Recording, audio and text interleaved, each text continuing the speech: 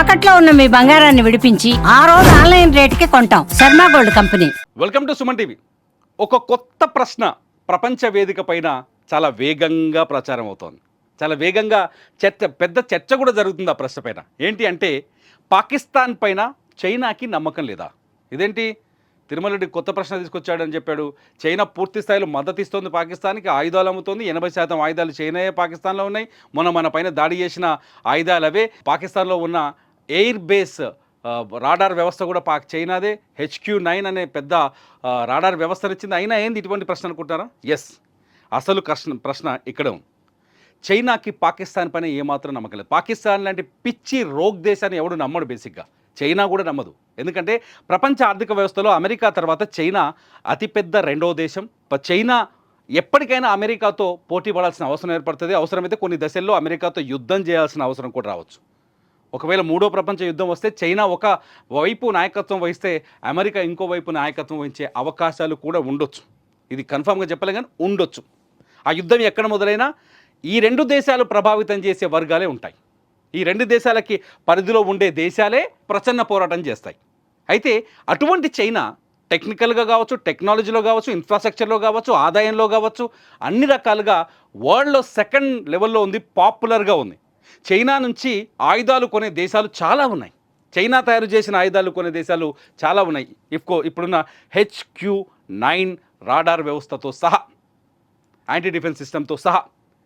కానీ పాకిస్తాన్కి ఇచ్చిన ఆయుధాల్లో నాణ్యత లేని ఆయుధాలు ఇచ్చింది చైనా అనే చర్చ ఒకటి బలంగా వచ్చింది. ఎప్పుడు ఆఫ్టర్ ఆపరేషన్ సింధు తర్వాత. భారతదేశం ఈ పహల్గామ్ దాడి తర్వాత భారత సైన్యం త్రివిధ దళాలు 2 సార్లు చైనా పైన దాడి చేశాయి. ఈ కథ చాలా స్పష్టంగా క్లియర్గా వినండి. 2 సార్లు దాడి చేస్తే, ఒకటి మే 7వ తేదీ అంటే 6వ తేదీ నైట్ 1:05 నుంచి 1:44 వరకు పాకిస్తాన్ భూభాగంలో 4 చోట్ల, POKలో 5 చోట్ల భారత డ్రోన్లు వెళ్ళి బాంబులు వేసి వచ్చాయి అక్కడి ఉగ్రవాద శిబిరాలపైన. ఒకవేళ భారతదేశం లాంటి దేశం బాంబులతో, మిసైల్స్తో అటాక్ చేసినప్పుడు ఖచ్చితంగా వాటిని తిప్పికొట్టే రాడార్ వ్యవస్థ చైనా దగ్గర నుంచి ఉంది. ఆ రాడార్ వ్యవస్థ యాక్టివేట్ అయ్యి రివర్స్ అటాక్ చేయాలి. చేయలేకపోయింది. చైనా ఫెయిల్ అయింది. అక్కడ చైనా టెక్నాలజీ ఖచ్చితంగా ఫెయిల్ అయిపోయింది. సరే వదిలేద్దాం. ఆ రోజు నిద్రపోయారు, పట్టించుకోలేదు. ఆడికి ఆలుస్తాడని వీళ్ళకి తెలియదు, ఇప్పుడే యుద్ధం వస్తుందని తెలియదు, వీళ్ళు ఇప్పుడు అటాక్ చేస్తారనే విషయం కూడా వాళ్ళకి తెలియదు. వదిలేద్దాం. పహల్గామ్ దాడి తర్వాతనే, నిజానికి ఇక్కడ వదిలేయడానికి కూడా ఏం లేదు. ఎందుకంటే పహల్గామ్ దాడి తర్వాత పాక్ వణికిపోయింది, చెమటలు పట్టింది. పాక్ ప్రధాని ఒక 5 సార్లు 6 సార్లు చెప్పారు యుద్ధం భారతదేశం ఎప్పుడైనా పాకిస్తాన్ పైన దాడి చేసే అవకాశం ఉందని. అప్పటికే వాళ్ళ రాడార్ వ్యవస్థలన్నింటినీ యాక్టివేట్ చేశారు. ఎయిర్ బేస్ను కూడా, ఎయిర్ డిఫెన్స్ సిస్టమ్స్ కూడా యాక్టివేట్ చేసి పెట్టారు. కట్ చేస్తే అవేవి భారత దాడిని అడ్డుకోలేకపోయాయి. మే 6వ తేదీ అంటే 7వ తేదీ మనకు మార్నింగ్. కట్ చేస్తే మే 10వ తేదీ, 7వ తేదీ తర్వాత చైనా మన పైన వరుసగా దాడులు చేయడం మొదలుపెట్టింది, అటాక్ చేయడం మొదలుపెట్టింది. ఏదో డ్రోన్లు పంపించడం, సీజ్ ఫైర్ ఉల్లంఘించి POK చుట్టూ కాల్పులు జరపడం, బాంబులు వేయటం, మోటార్లతో దాడి చేయటం. ఆఖరికి మన పూంచ్ సెక్టార్లో ఆఖరికి చిన్నపిల్లలు చంపారు కదా, పూంచ్ సెక్టార్లో దాదాపు 15 మందిని చంపేయటం, గ్రామీణ ప్రాంతాలపైన దాడి చేసి అమాయకుల ప్రాణాలు తీయటం పాకిస్తాన్ చేస్తూ వచ్చింది. అప్పుడు కూడా పాకిస్తాన్ చెప్తూనే ఉంది, మా దగ్గర ఆటం బాంబులు ఉన్నాయి, భారత్ని వేసేస్తాం మేమని. ఓకే, మే 10వ తేదీ మధ్యాహ్నం పట్టపగలు భారత వైమానిక దళం చాలా తెలివిగా పాకిస్తాన్లోని 9 పట్టణాలు రావల్పిండిలో ఉన్న ఎయిర్ బేస్తో సహా, చైనాకి పాకిస్తాన్కి సైనిక రాజధాని రావల్పిండి కదా, ఇస్లామాబాద్, లాహోర్, రావల్పిండి, కరాచీ, పాకిస్తాన్లో హైదరాబాద్, ఎక్కడెక్కడైతే ఎయిర్ బేస్లను ఏర్పాటు చేసుకుందో చైనా ఇచ్చిన టెక్నాలజీతో, ఆ ఎయిర్ బేస్లు అన్నింటినీ నాశనం చేసి వచ్చింది భారత ఆర్మీ. భారత వైమానిక దళం చేసింది దాడి. మరి ఏమైంది? ఆపలేకపోయింది చైనా టెక్నాలజీ ఎందుకు అడ్డుకోలేకపోయింది అంటే, చాలా స్పష్టంగా చైనాకి పాకిస్తాన్ పైన నమ్మకం లేదు అనేది ఇక్కడ డిక్లేర్ అవుతోంది. ఎందుకంటే చైనా దగ్గర బలమైన ఆయుధాలు ఉన్నాయి. చైనా దగ్గర అమెరికాను ఢీకొట్టేంత శక్తి ఉంది. అమెరికా లాంటి దేశాలను కూడా ఎదుర్కొనేంత శక్తి ఉంది. చైనా ఓడలు కావచ్చు, చైనా తయారు చేసిన ఆయుధాలు కావచ్చు, అవి చైనా పరీక్షించిన క్షిపణులను చూస్తుంటే నిజంగా భారత్ లాంటి దేశాలు కూడా భయపడాల్సిన పరిస్థితి ఉంటుంది. అంత పెద్ద టెక్నాలజీ ఉంది చైనా దగ్గర. కానీ ఒకవేళ చైనా ఈ టెక్నాలజీని పాకిస్తాన్కి అమ్మినా, పాకిస్తాన్లో ఇన్స్టాల్ చేసిన ఆ టెక్నాలజీని అమెరికా పరిశీలించి వాటి లూపోల్స్ని పట్టే అవకాశాలు ఎక్కువగా ఉంటాయి. ఎందుకంటే పాకిస్తాన్ చైనాతో స్నేహం చేస్తూ చైనాతో అంట కాగుతూనే అమెరికాతో దొంగ ఒప్పందాలను కుదుర్చుకుంది.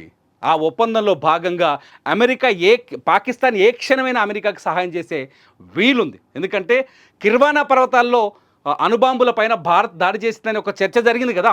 ఈ చర్చలో భాగంగా ఫస్ట్ భయపడేది అమెరికానే. అమెరికాకు సంబంధించిన B-350 విమానం వేసుకొని వచ్చి కిర్వానా పర్వతాల్లో దాడి జరిగిందా లేదా అని ఒక సర్వే కూడా తీసుకెళ్ళిపోయింది.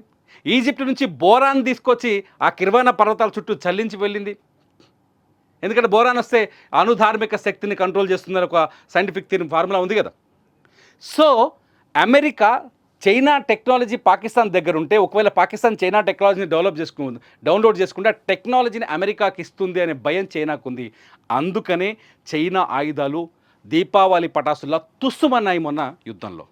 ఇప్పుడు చైనాని కూడా పాకిస్తాన్ నమ్మలేని పరిస్థితి ఏర్పడింది. అందుకనే పాకిస్తాన్ పైన పాక్ను చైనా నమ్మడం లేదా అనడానికి ఇక్కడ ఆస్కారం ఏర్పడింది. నిన్న అమెరికాకు సంబంధించిన యుద్ధరంగ నిపుణుడు మాజీ కల్నల్ జాన్ స్పెన్సర్ ఒక కీలకమైన ప్రకటన చేశారు. భారతదేశానికి సంబంధించిన బ్రహ్మోస్ క్షిపణిని ఎదుర్కొనే శక్తి ప్రపంచంలో ఏ దేశానికి లేదని, చైనా లాంటి రాడార్ వ్యవస్థని కూడా నాశనం చేయగలిగింది ఈ బ్రహ్మోస్ క్షిపణి అని. ఇది అత్యంత బరువైనది, అత్యంత భయంకరమైన క్షిపణిగా ఈ ప్రపంచవ్యాప్తంగా పేరు తెచ్చుకుంది. సో బ్రహ్మోస్ క్షిపణిని అడ్డుకోలేని శక్తి పాకిస్తాన్కి లేదు, పాకిస్తాన్ దగ్గర ఉన్న చైనా టెక్నాలజీకి లేదు. సో యుద్ధంలో భారతదేశం పైచేయి సాధించిన తర్వాత అప్పుడు అర్థమైంది పాకిస్తాన్కి చైనా మాకు నమ్మక ద్రోహం చేసిందని. మొత్తానికి చైనా పాకిస్తాన్ని నమ్మట్లేదు, అమెరికా పాకిస్తాన్ చైనా పైన పూర్తి స్థాయిలో ఆధారపడట్లేదు. దురదృష్టం ఏంటంటే పాకిస్తాన్కి వాళ్ళ దగ్గర ఉన్న ఆయుధాల్లో 81% ఆయుధాలు చైనా నుంచి కొనుగోలు చేసినవి. అవన్నీ పేలని టపాసులే, చాలా క్లియర్గా పేలని టపాసులే. అమెరికా దొంగ నాటకం ఆడింది చాలా స్పష్టంగా. ఆపరేషన్ సింధూర్ టైంలో ఏం చేసింది, పాకిస్తాన్ని మేము యుద్ధం మధ్యలోకి రాము, అసలు భారత్ పాకిస్తాన్ యుద్ధంలో చేసుకోమని చెప్పేసి మోదీ కంటే ముందే ట్రంప్ ఎంటర్ అయిపోయి 2 దేశాల మధ్య సీజ్ ఫైర్కి మేము ఒప్పందం కుదిర్చామని తొక్కలో పేరు తెచ్చుకున్నాడు ట్రంప్, తొక్కలో గొప్పని చెప్పుకున్నాడు ట్రంప్.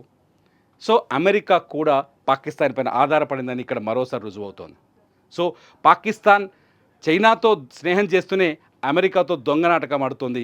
ఈ 3 దేశాలు కలిపి భారత్తో ఒక వ్యూహాత్మకమైన అడుగులు వేస్తున్నాయనేది ఇక్కడ చాలా స్పష్టంగా మనం అర్థం చేసుకోవాల్సిన అవసరం ఉంది. సో పాకిస్తాన్ ఎప్పుడు బలమైన ఆయుధ సంపత్తిని కలిగి లేదు, పాకిస్తాన్కి ఎప్పుడు బలమైన ఆయుధాలు ఉంటాయనే నమ్మకం కూడా ఎవరికి లేదు. పాకిస్తాన్ ఎప్పుడు డిపెండెంటే టర్కీయో, చైనానో, లేకపోతే అజర్బైజానో ఇటువంటి దేశాల నుంచి ఆయుధాలు కానీ ఆర్థిక సాయాన్ని పొందాల్సిందే. మొన్న కొట్టిన దెబ్బకే పాక్ ప్రధానమంత్రి ఇప్పుడు మోదీ కాళ్ళ దగ్గర వచ్చి కూర్చున్నాడు. సో ఇది అసలు కదా. కాబట్టి చైనాని నమ్ముకున్నవాడు బాగుపడలేడు. మీరేమనుకుంటున్నారు? నిజంగా ఇది వాస్తవం అనుకుంటున్నారా, అవాస్తవం అనుకుంటున్నారా? ఈ వీడియో కింద కామెంట్ చేయండి. చూస్తూనే ఉండండి సుమన్ టీవీ.